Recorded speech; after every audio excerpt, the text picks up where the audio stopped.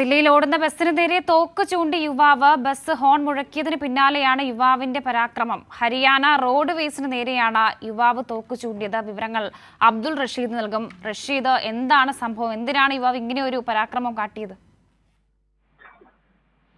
വർഷ ഹരിയാനയിലെ ജിന്ദിൽ നിന്നും ദില്ലിയിലേക്ക് വരികയായിരുന്ന ഹരിയാന റോഡ് വേസിന്റെ ബസ്സിന് നേരെയാണ് ഈ യുവാവിന്റെ പരാക്രമണം ഉണ്ടായത്. ബസ്സിന്റെ യാത്രക്ക് തടസ്സപ്പെടുത്തിക്കൊണ്ട് ഈ കാർ ഓടിച്ചതിന് പിന്നാലെ ബസ് ഡ്രൈവർ ഹോൺ മുഴക്കുകയായിരുന്നു. ഇതിൽ പ്രകോപിതനായിക്കൊണ്ടാണ് തന്റെ കയ്യിലുണ്ടായിരുന്ന തോക്ക് ഉപയോഗിച്ചുകൊണ്ട് ബസ് ഡ്രൈവർക്ക് നേരെ ഭീഷണി ഉയർത്തുന്ന തരത്തിലുള്ള പരാക്രമം നടത്തി. എന്തായാലും ഇതിന്റെ ഒരു നടപടിയെടുക്കണമെന്ന് ആവശ്യപ്പെട്ടുകൊണ്ട് ബസ് ഡ്രൈവർ പോലീസിൽ പരാതി നൽകുകയും ചെയ്തിട്ടുണ്ട്.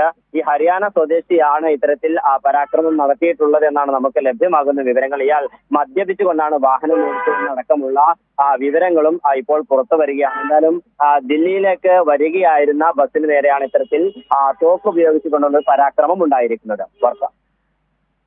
ശരി റഷീദ്.